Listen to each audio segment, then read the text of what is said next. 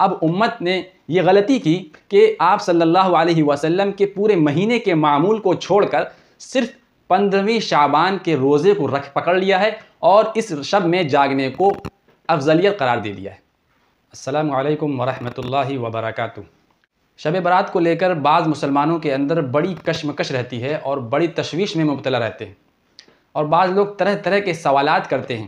آج ہم اس ویڈیو کے اندر یہ جانیں گے کہ شب برات کی حقیقت کیا ہے اور شب برات کی فضیلت کیا ہے، اور شب برات میں ہونے والی بدعتیں اور خرافات کیا کیا ہیں۔ کیا شب برات میں عبادت کرنا ضروری ہے؟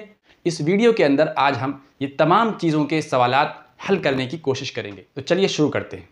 سب سے پہلے تو یہ بات سمجھ لینی چاہیے کہ شب برات اور شب قدر دو الگ الگ راتیں ہیں۔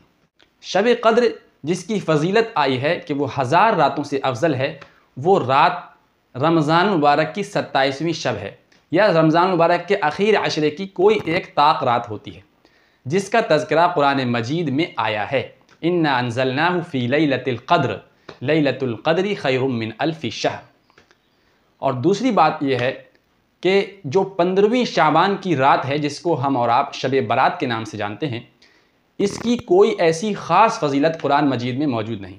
البتہ بعض روایات ضعیفہ سے اس رات کی فضیلت ہمارے بعض علماء نے کی ہے، لیکن انہوں نے بھی اس بات کو واضح طور پر بتلا دیا ہے کہ یہ روایات ضعیفہ ہیں، ان پر مکمل طور پر اعتماد کرنا نہیں چاہیے۔ البتہ اس میں ایک چیز اور آتی ہے کہ اس رات میں ہمارے بعض علماء سلف کا یہ معمول رہا ہے کہ وہ اس رات میں عبادت کا اہتمام کیا کرتے تھے۔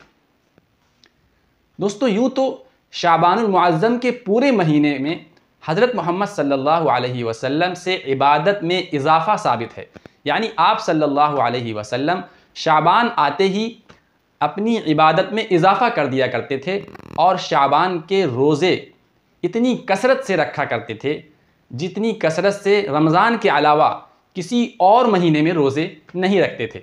اما عائشہ رضی اللہ عنہا کی حدیث ہے کہ حضرت محمد آپ صلی اللہ علیہ وسلم کو میں دیکھتی ہوں کہ شعبان آتے ہی آپ صلی اللہ علیہ وسلم اپنی کمر کس لیا کرتے تھے اور عبادات میں اضافے کر دیا کرتے تھے، اور روزے اور صدقات میں اضافے کر دیا کرتے تھے۔ امت نے یہ غلطی کی کہ آپ صلی اللہ علیہ وسلم کے پورے مہینے کے معمول کو چھوڑ کر صرف 15ویں شعبان کے روزے کو پکڑ لیا ہے اور اس شب میں جاگنے کو افضلیت قرار دے دیا ہے۔ ایک امت کا طبقہ ایسا پیدا ہو گیا جو شب برات کو سرے سے نکار دیتا ہے، اور ایک امت کا طبقہ ایسا ہے کہ جو شب برات کو شب قدر کی فضیلت تک لے جاتا ہے۔ لہٰذا ان دونوں کے بیچ کا راستہ ہمیں اپنانا ہے۔ نہ ہمیں شب برات کو اتنی اہمیت دینا ہے کہ وہ گویا کہ شب قدر کے مقابلے میں پھیکی معلوم ہونے لگے، اور نہ ہمیں شب برات کو سرے سے ایسے انکار کرنا ہے کہ ہم اس رات میں جاگنے کو غلط سمجھنے لگے، اس رات کی فضیلت کو بالکل سرے سے ہم انکار کر دیں۔ امید کرتے ہیں کہ آپ اس اعتدال کے یعنی بیچ کے راستے پر عمل کرنے کی کوشش کریں گے، اور بیچ کا راستہ یہ ہے کہ شب قدر اور شب برات کو ایک جیسی رات نہیں سمجھنا چاہیے۔ ان دونوں راتوں میں زمین اور آسمان کا فرق ہے، بلکہ ہمارے علماء کا جو معمول رہا ہے اس کو دیکھتے ہوئے اس رات میں جاگا جا سکتا ہے اور عبادت کی جا سکتی ہے۔ البتہ اس کو ضروری سمجھنا اور یہ خیال کرنا کہ جو اس رات کی فضیلت کا انکار کرے، جو اس رات میں نہ جاگے، جو اس رات میں عبادتیں نہ کرے، وہ گمراہ ہے، یہ چیز غلط ہے۔ دوستو، آئیے ہم جانتے ہیں کہ آنے والی شب برات میں امت کے اندر کیا کیا خرابیاں ہیں، ایسی کون سی بدعتیں ہیں جو امت نے ایجاد کر رکھی ہیں، اس کی طرف ہم آپ کی رہنمائی کریں گے۔ اور بدعت ہر اس چیز کو کہتے ہیں کہ جو چیز دین میں نہ ہو اور وہ پیدا کر دی جائے اور ثواب سمجھ کر اس کو کیا جانے لگے۔ حضرت عائشہ رضی اللہ عنہ فرماتی ہیں کہ اللہ کے رسول صلی اللہ علیہ وسلم نے ارشاد فرمایا، من احدث فی امرنا ھذا ما لیس منہ فہو رد، کہ جو چیز ہمارے اس دین میں نہیں ہے اس چیز کو دین بنا لینا یہ بدعت ہے، اور جو ایسا کرے گا وہ گمراہ ہے۔ یہ کھلی اور صاف حدیث ہے۔ تو شب برات میں ہونے والی جو بدعتیں ہیں جو حدیث اور قرآن سے ثابت نہیں ہیں، اس میں سے پہلی چیز یہ ہے کہ شب برات کی شام کو رات آنے سے پہلے غسل کرنے کو ضروری خیال کرتے ہیں۔ اور وہ یہ سمجھتے ہیں کہ اس میں نہانا افضل ہے۔ تو یہ ایک پہلی بدعت ہے۔ نہانے سے کوئی انکار نہیں ہے، آپ پاک صاف رہیں، اسلام ہمیشہ آپ کو اس کی تعلیم دیتا ہے، لیکن اس رات کو ہی نہانا اور اس رات میں غسل کرنا اور اس کو ضروری خیال کرنا یہ بدعت ہے، اور بدعت گمراہی کی طرف لے جاتی ہے۔ اور دوسری چیز یہ ہے ساری رات جاگ کر عبادت کرنے کو ضروری خیال کرنا، اور ساری رات جاگنے کو ضروری خیال کرنا۔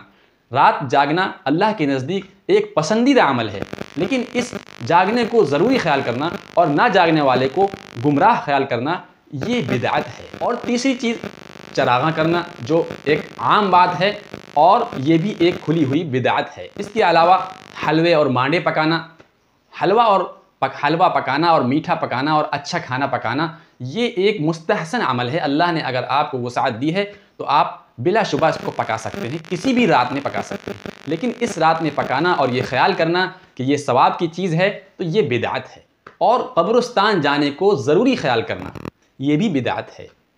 قبرستان جانا کسی بھی طرح سے ثابت ہے اور قبرستان جانا چاہیے، لیکن اس رات کو جانا اور نہ جانے والے کو گمراہ خیال کرنا یہ بدعت ہے، کیونکہ اللہ کے رسول صلی اللہ علیہ وسلم سے اپنی ساری زندگی میں صرف ایک بار اس رات کو جانا ثابت ہے، اور اس کے علاوہ آپ صلی اللہ علیہ وسلم نے اس چیز کی امت کو تعلیم بھی نہیں دی ہے۔ یہ آپ کا ایک مخفی عمل تھا جو آپ نے امت سے چھپ کر کیا۔ البتہ حضرت عائشہ رضی اللہ عنہا نے آپ کو جاتے ہوئے دیکھ لیا تھا۔ یہ خیال کر کے آپ ساری زندگی میں ایک بار بھی اگر چلے گئے تو آپ کو یہ سنت زندہ کرنے کا ثواب ملے گا، لیکن اگر آپ یہ خیال کریں کہ ہر مرتبہ جانا چاہیے اور جو نہیں جا رہا ہے وہ گمراہ ہے تو یہ چیز بدعت ہے، اور بدعت آپ کو گمراہی کی طرف لے جا سکتی ہے۔ اس کے علاوہ 15ویں شعبان کو خصوصی روزہ رکھنا۔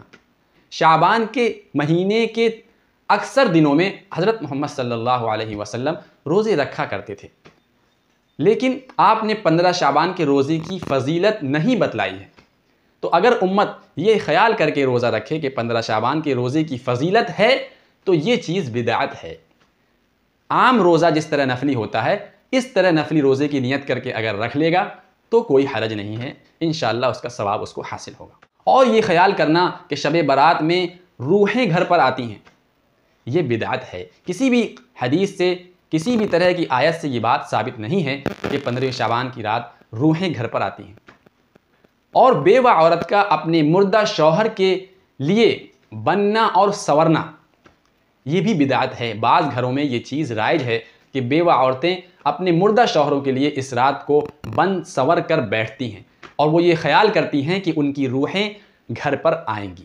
اور اسی طرح کی اور بھی بہت ساری فہرست ہے، میں آپ کو ایک ایک کر کے نہیں سنا سکتا۔ اشارے کے لیے میں نے تھوڑی سی چیزیں آپ کے سامنے پیش کی ہیں، امید کرتے ہیں کہ آپ کو یہ باتیں سمجھ میں آئی ہوں گی۔